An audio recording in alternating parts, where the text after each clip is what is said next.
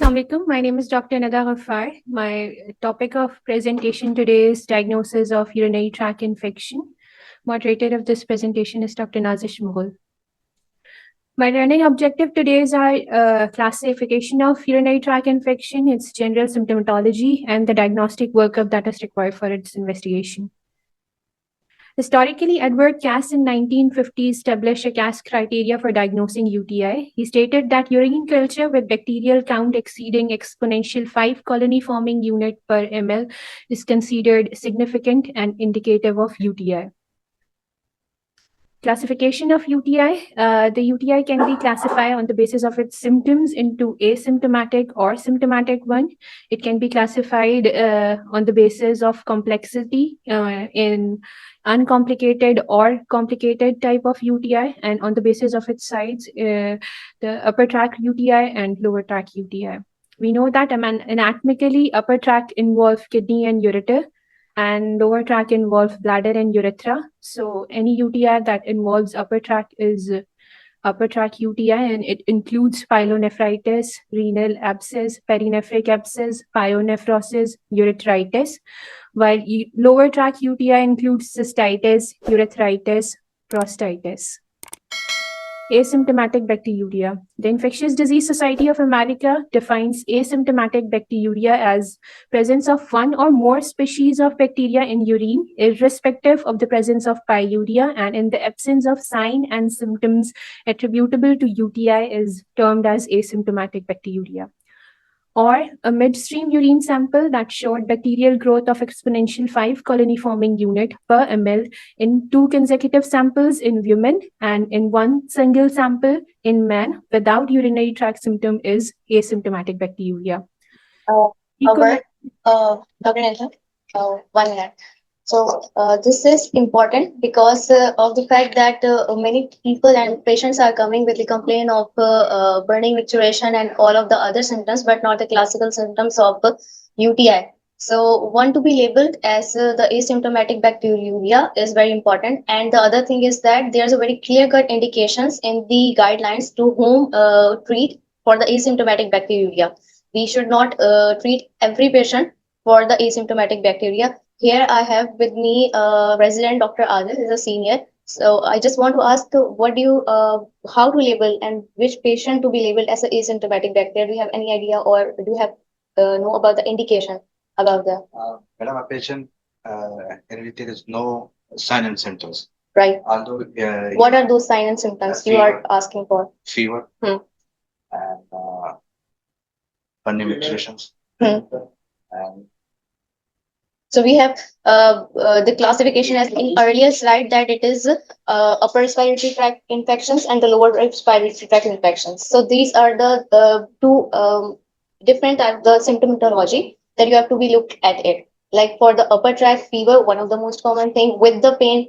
The other thing, because the pyelonephritis or the abscess, they should be having the pain, and along with that there's a fever. And then there's a lower tract symptoms for which the patient should have like irritative symptoms along with that pain, like suprapubic pain, and the during the micturition dysuria का होना, पेशाब में बार-बार जलन का होना, irritative or storage symptoms. We will always elaborate for the other things also, but this is one of the symptomatology which could be denote कि ये pathology या ये जो symptomatology है UTI बार-बार cause करे because of something else, the cause something else. ठीक है जी, please continue now. E. coli is the most common cause of asymptomatic bacteriuria. As per EAU guidelines recommendation, it is of strong strength that do not screen or treat asymptomatic bacteriuria in the following condition: women without risk factor, patients with... Just wait. So when I'm talking about कि patient जिसको कोई भी मसला नहीं है ना, वो यही बात है कि जिसको रिस्क फैक्टर्स नहीं है, किसी को स्टोन नहीं है, किसी को पीछे कोई डीजे स्टैंड नहीं पड़ा हुआ है, जिसको कोई न्यूरोलॉजिकल सिम्टम्स नहीं थे, न्यूरोजेनिक ब्लेडर नहीं है, जिसको रिफ्लेक्स नहीं है, we should not treat asymptomatic patient. उस पेशेंट को भी अगर आप लेके आएंगे, ऐसे पेशेंट जिनको रिस्क फैक्टर है, उनकी यूटीआई और उनके यूरिन कल्चर पॉजिटिव आते रहते हैं, we should treat those patient. लेकिन ऐसे पेशेंट्स नहीं जिसके पास कोई रिस्क फैक्टर नहीं है, जैसे वुमेन विद रिस्क फैक्टर, ये क्लियर कट इंडिकेशंस हैं जिसमें आपने एसिम्प्टोमेटिक बैक्टीरिया को ना स्क्रीन करना, ना ही उसको ट्रीट करवाना. ठीक है, please continue. Patients with well-regulated diabetes mellitus, postmenopausal women, elderly admitted patients, patient with the dysfunctional and reconstructed lower urinary tract, patient with renal transplants, patient prior to arthroplasty surgeries, patient with recurrent urinary tract infection. As per EAU, it is of strong strength recommendation to screen and treat asymptomatic bacteriuria prior to urological procedure that breach the mucosa. Screening and treating asymptomatic bacteriuria in pregnant women with standard short course of treatment has weak strength. Sterile pyuria. It refers to the presence of WBC in urine without significant bacterial growth on urine culture. Typically, presence of more than 5 to 8 leukocytes per high power field unit on microscopy indicate sterile That's pyuria. great. Okay. So, from the residents there, I have a question that why should you look at the sterile pyuria and what is the significance of it?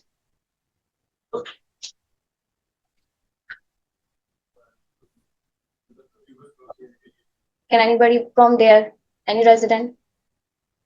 I cannot look at the whom are present or whom are not. So, Dr. Nida, you can ask from anyone. Dr. Jalal.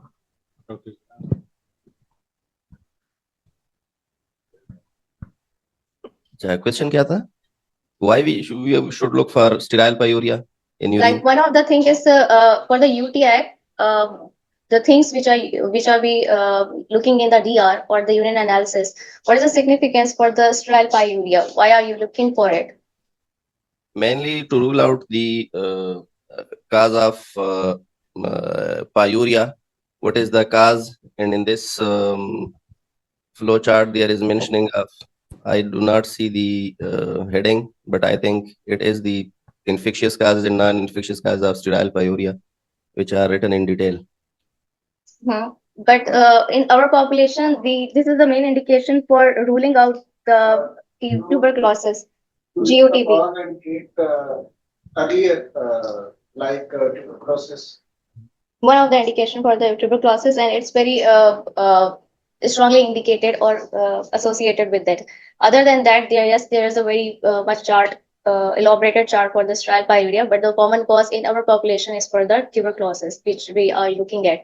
And the main thing is that the presence of, as in the previous slide, Dr. Nida has already mentioned that the presence of the WBCs का होना, but not with the pus cells का होना, लेकिन RBCs नहीं हो या फिर उसके कोई क्लियर कट इंडिकेशंस के साथ, जैसे वेट लॉस के साथ पेशेंट आ रहा है, वही सिम्टोमेटोलॉजी की बात है सबसे ज्यादा, पेशेंट का बार बार सिम्टम्स का होना के इरिटेटिव सिम्टम्स, ब्लेडर के, urinary tract, lower urinary tract symptoms के होना, along with that when you asking for the urine analysis, और उसमें अगर sterile pyuria की बात आती है, यानी pus cells की presence के साथ with WBC may or may not present, and without any other culture के लिए मतलब कोई भी organism present ना हो, जिसके लिए clear cut या strong indication बन जाती है that patient may have the tuberculosis. Yes, continue please. When it comes to sterile pyuria, it could be due to infectious cause or non-infectious cause. In infectious cause, it may include sexually transmitted infection, parasitic infection, and atypical infection that may be unresolved bacterial urinary tract infection, prostatitis, cystourethritis, balanitis, post-antibiotic pyuria. It could be due to chlamydia, gonorrhea, schistosomiasis, and adenovirus.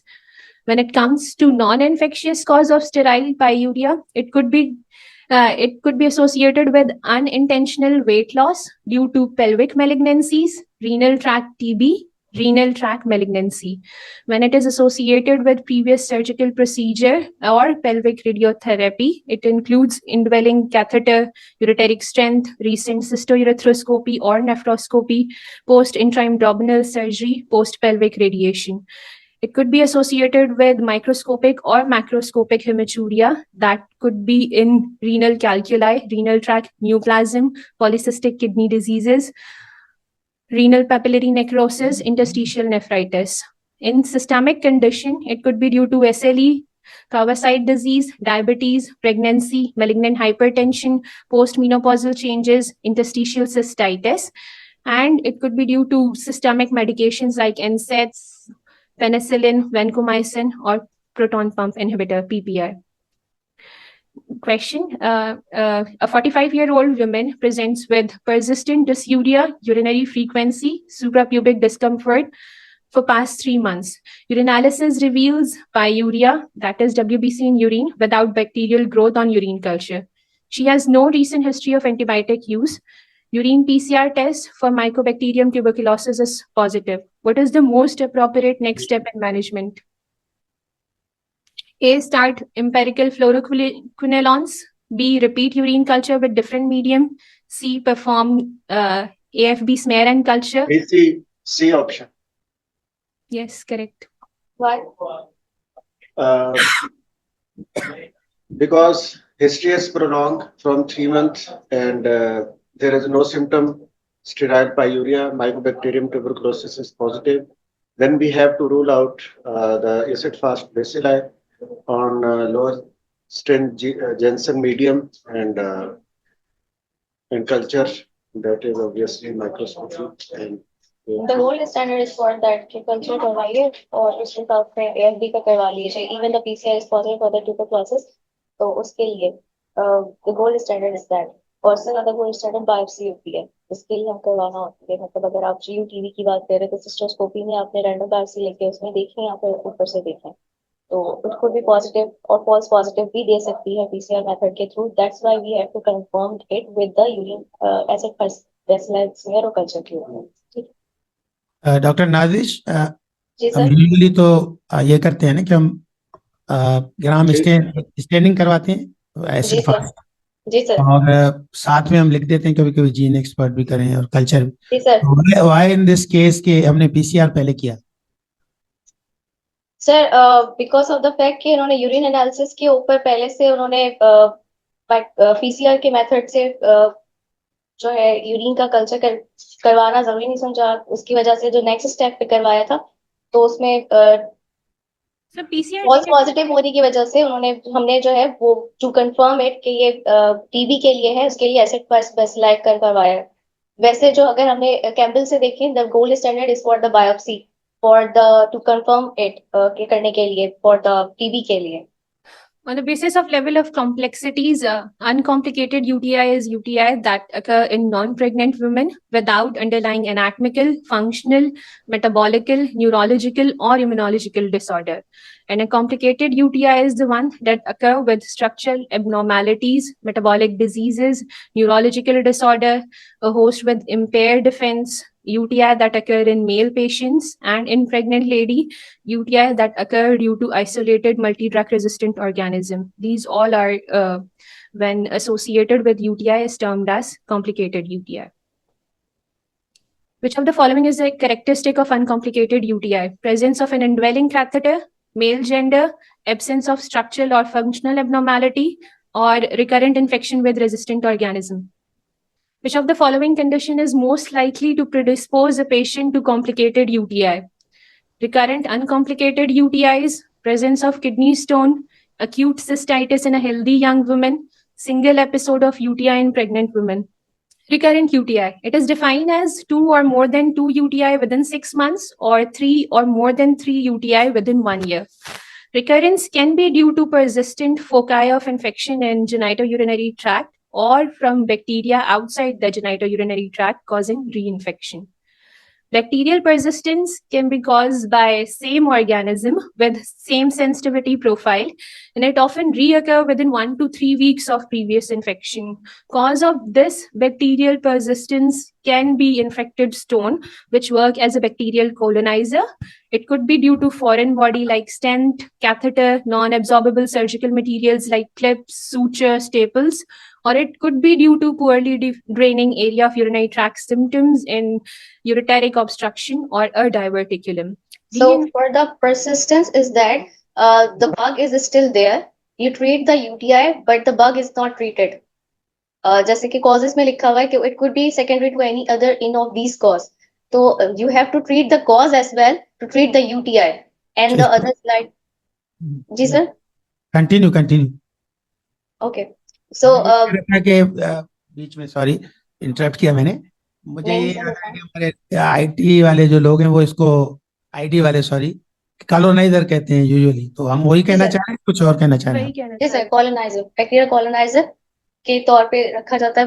So to treat the persistence के लिए अगर बार बार patient आपके पास आ रहा है और उसमें secondary to any of these cause है, तो you have to label the patient for the recurrent UTI करने के लिए you have to classify it कि ये bacterial persistence की वजह से हो रहा है या फिर reinfection की वजह से हो रहा है. So continue with the next slide so people will more understand. Reinfection. In this case, antibiotic eradicate bacteria from urine and from genitourinary symptoms, but bacteria from outside the genitourinary tract invade and reinfect the urine. This recurrent UTI may be caused by a different organism and can occur anytime after previous infection. Risk factor for it may be fistula to the urinary tract, urine retention, causing elevated post-viral residual volume. It could be due to vesicoureteric reflux. It could be in immunosuppressed patient, or it could be sexual activity. So the main difference is that in the persistence, the organism will be the same every time in the UTI, but in reinfection, the organism can be different. So this is the most important difference.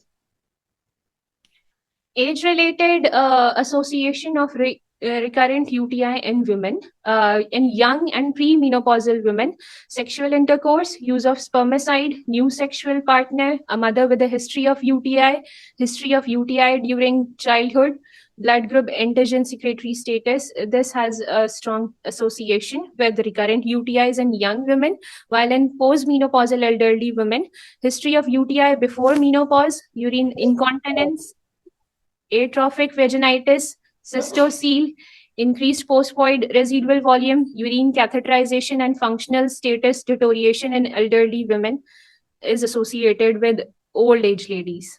As per EAU guidelines recommendation, it is of strong strength to diagnose recurrent UTI by urine culture, but not performing extensive urine workup, that is cystoscopy, full abdominal ultrasound in women younger than 40 years of age with recurrent UTI and no risk factor has weak strength.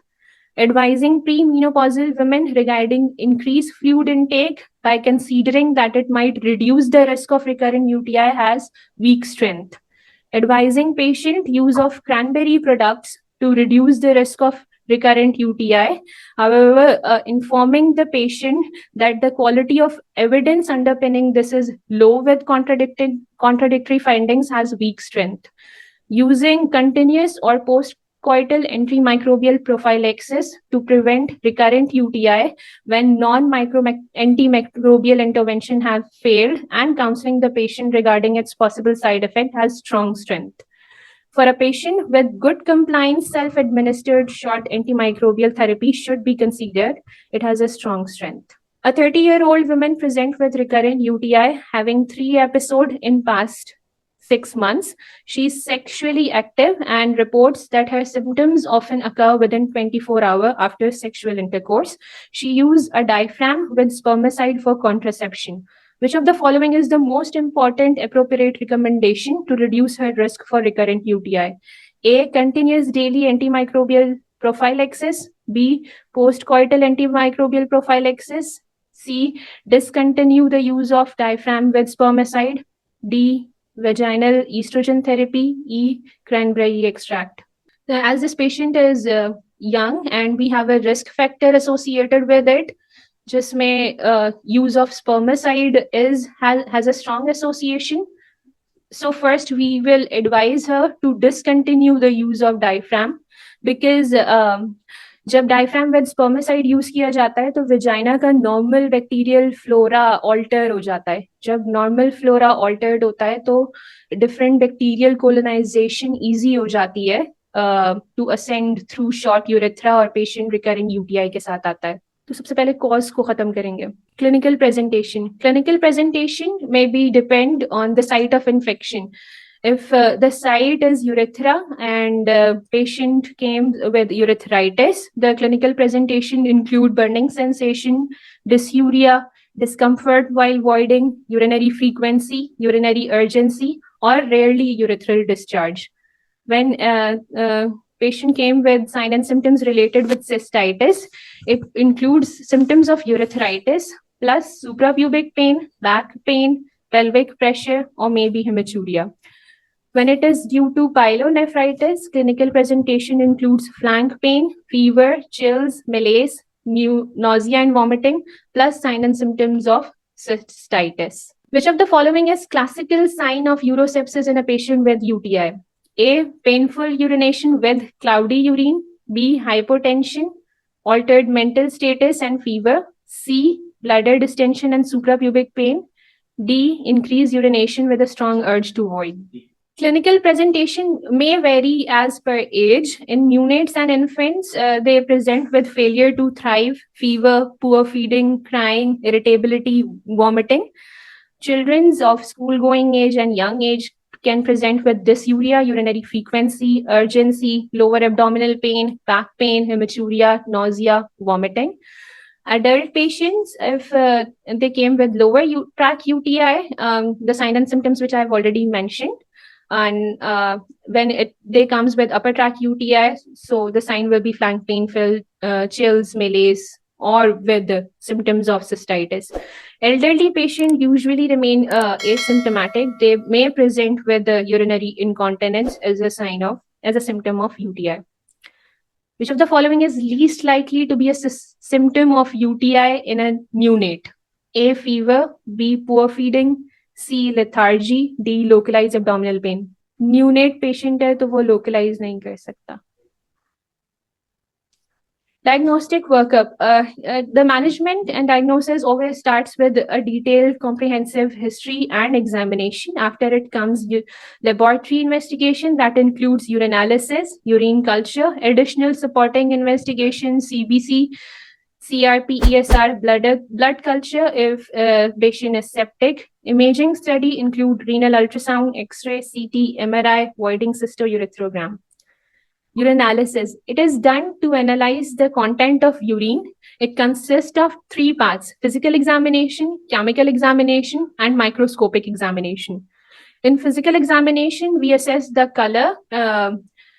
Green color of urine, it can be associated with the infection due to Pseudomonas. Purple color, we have usually seen the purple color, purple back syndrome in catheterized patients which have alkaline urine. It may indicate infection secondary to Providentia, E. coli, Klebsiella. Clarity of urine, either it is cloudy or clear. Odor, it could be foul, fishy smelling urine in infection or ammoniacal smell due to urea splitting bacteria. In chemical examination, we use dipstick. It is a plastic strip with chemical pads on it. It analyzes pH, glucose, protein, RBC, WBC, leukocyte esterase, and nitrite in urine.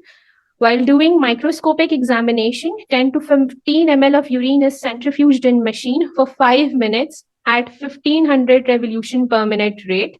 Supernatant of that urine is discarded, and the sediment that is left at the base is examined under high power for the microscopic examination. And that microscopic examination includes cells, bacteria, cast, and crystal. In urinalysis, most commonly, 2 test modalities, that is nitrites that detects 70% of positive result, and leukocyte esterase that has high negative predictive value, is an indirect assessment for bacteriuria in urine analysis. While microscopic analysis, which we do in it, is a rapid confirmatory test due to presence of leukocyte and bacteria for UTI. In a urinalysis, high pH is most commonly associated with acidic urine caused by metabolic acidosis, UTI caused by urease producing organism, dehydration, or diabetic ketoacidosis.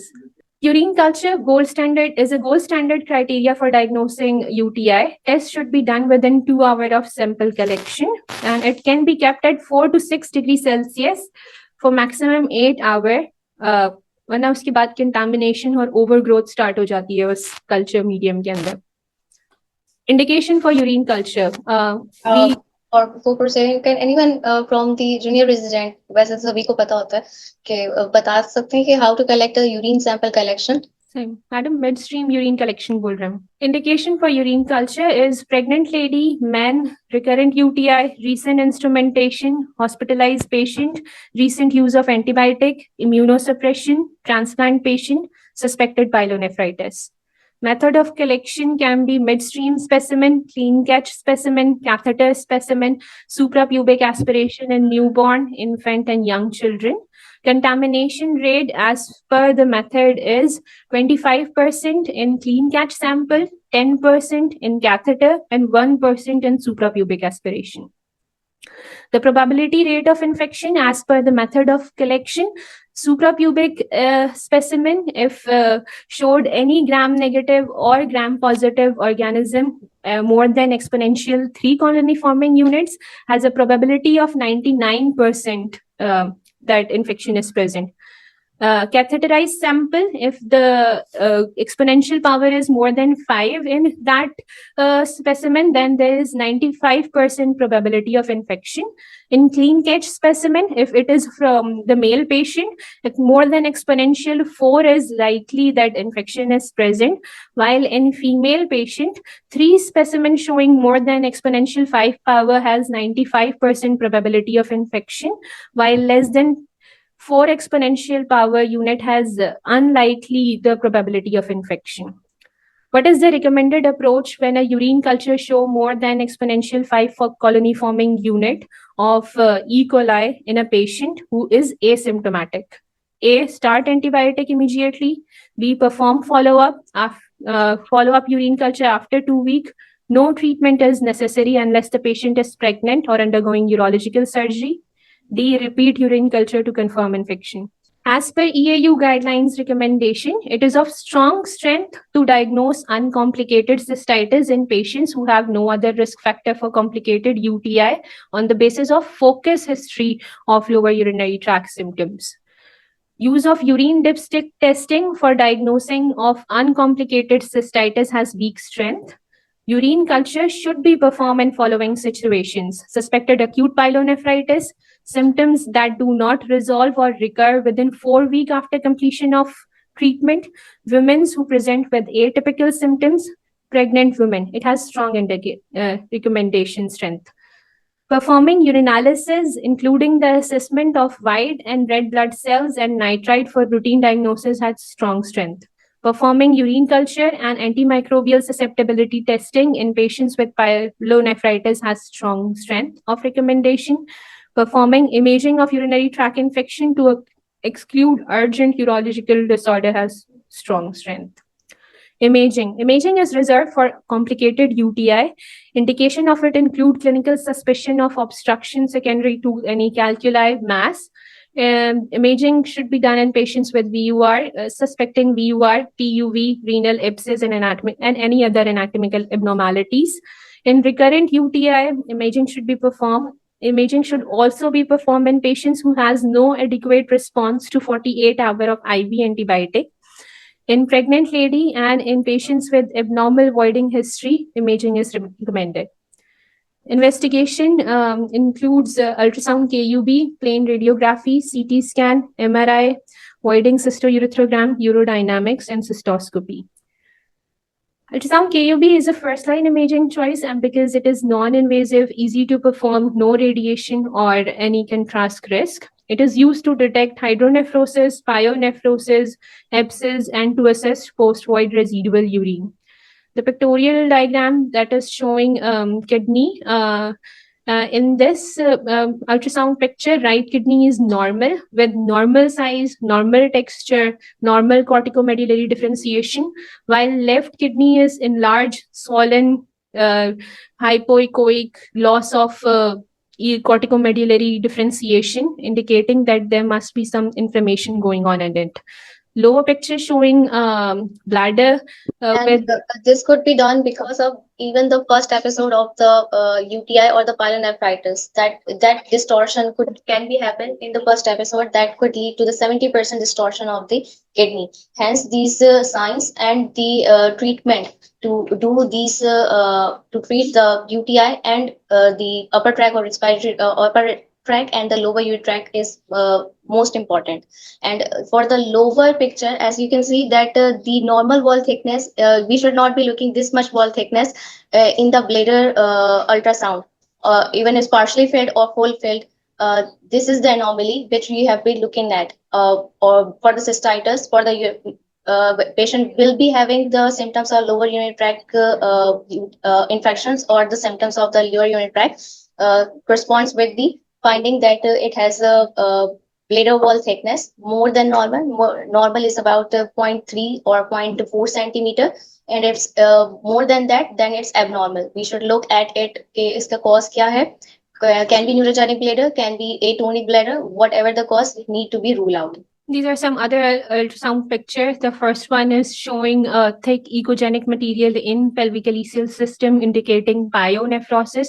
Another one showing a dilated pelvic calyceal system with air fluid level in it, water fluid level in it indicating pyonephrosis. X-ray KUB is used to detect calculi and gas within the collecting system. The right picture is showing Staghorn calculi as one of the source of bacterial colonizer. The left picture is showing crescent-shaped air shadow with mottled gas shadow in renal fossa, indicating it could be emphysematous pyelonephritis. Voiding cystourethrogram is used to assess urethra in bladder, its size, shape, capacity, and any abnormality. It is helpful in assessing vesico-ureteric reflex, posterior urethral valve, patient with neurogenic bladder, urethral bladder diverticulum. The right picture is showing grades of VUR. Grade 1, that is ascending of contrast in non-dilated ureter. Grade 2 is ascending of contrast in ureter and pelvis. Grade 3, ascending of contrast till pelvic calyceal system with mild dilatation. Grade 4, moderate dilatation of ureter and pelvic calyceal system with mild tortuosity. Grade 5 has moderate to gross tortuosity of ureter with blunting of calyces. The left picture is showing diagnosis. The left picture is showing a case of posterior urethral valve, and it is showing irregular dilated bladder with elongated dilated posterior urethra with a band just below it signifying valve. And more of these, all the investigation we have to go through when there's a recurrent UTI, UTI that is not resolving, or patient with the having more complicated type of UTI. So these all are the advanced investigation to rule out the secondary cause of that UTI. अच्छा, तो इसमें doctor नादिश हम UTI कोई लिए करते हैं VCUG, मगर इसमें क्या ड्यूरिंग प्रोसीजर या before procedure is it mandatory to have the negative urine culture? Sir, according to the guidelines, urine culture negative का होना जरूरी है अगर तो आप फर्स्ट टाइम में कर रहे हैं ये, बिकॉज अगर उससे पहले अगर इतना रिफ्लेक्स अगर नहीं हुआ या फिर रिफ्लेक्स आता है तो just to save the upper track को करने के लिए प्रोफाइलेक्टिकली आपको एंटीबायोटिक दे देनी चाहिए, और दूसरा ये कि उसका यूरिन कल्चर को नेगेटिव होना चाहिए, because with this can lead to the UTI. But हमारी कॉमन प्रैक्टिस में भी शायद सर हम यहाँ पे तो जो है वो अगर कल्चर पॉजिटिव होता है तो करते नहीं है, प्रोसीड नहीं करते विद द सिस्टोयूरेथ्रोग्राम. कल्चर के नेगेटिव और उसको antibiotic according to that culture देते हैं. अगर उसके बावजूद भी कल्चर पॉजिटिव आ जाता है तो एक्चुअली में उसको जो है वो प्रोफाइलेक्टिकली एंटीबायोटिक देके IV then proceed with the जो है विद द सिस्टोयूरेथ्रोग्राम या फिर जो भी प्रोसीजर आपने करना होता है उसके साथ में करते हैं. Under cover of antibiotic. Under cover antibiotic sir ji. CT scan with or without contrast is a best modality for detecting any anatomical abnormality. It is more sensitive and it is reserved for complex situation. This is one of the classification showing emphysematous pyelonephritis finding on CT. This is Rongson classification. Picture A is class 1 of this classification. It is showing... पीछे से आवाज़ आ रही है बहुत है, या सब आगे आ जाए इधर हमारे साथ बैठे. In class 1, when there is air in collecting system only, it is type 1. classification of emphysematous pyelonephritis. The picture above A is showing air in left kidney. Picture B is class 2 of Wrongson classification of emphysematous pyelonephritis. In this picture, the right kidney is showing air in the parenchyma of kidney without any extrarenal extension. Picture C is class 3A of its classification, and in this picture, right kidney is showing extension of gas in perirenal space. Picture D, it is showing pararenal space extension of air in left kidney. Picture E, it is class 4 of Wrongson emphysematous pyelonephritis. In this classification, bilateral kidneys are involved. Picture E is showing air in bilateral kidney. And if there is air in solitary kidney, it is included in class 4 of emphysematous pyelonephritis. कितनी slides और हैं? 9 बज गए. हो गई, last slide. Last investigation, cystoscopy. It is endoscopic procedure to visualize bladder and urethra. So concluding remarks regarding it, that the cystoscopy is the last procedure that is invasive, and to look out any kind of pathology or to rule out the UTI. And the concluding these presentation, although it has much to talk about, but few words like for the indwelling catheters, that to preserve the UTI or to उसको बचाने के लिए जरूरत यह है कि उसको close system drainage के ऊपर रखा जाए. दूसरी है कि we all know that clean intermittent catheterization is much better than the indwelling catheters, and indwelling catheters से बेहतर है कि आप suprapubic पे जिसको भी indication है, if you need to put the patient on for the catheterization, we need to put the patient for the suprapubic catheterization. Secondly, talk जो है वो ये है कि there's a misconception when you are going to remove the catheter, then either it's need to give the prophylactically antibiotic. So it's guideline, it's proven that for removing the catheter, we need to give the prophylactically antibiotic 1 dose. As in peds, we have to, and we have a practice to use to do that. But in adults, we don't use to do that. But for inserting the Foley's, we don't need to give prophylactically antibiotic. So just to prevention of the UTI. So concluding these remarks, I'm concluding the presentation on these remarks. Thank you, Dr. Nadish. Thank you, Thank Dr. you, sir. Nidha.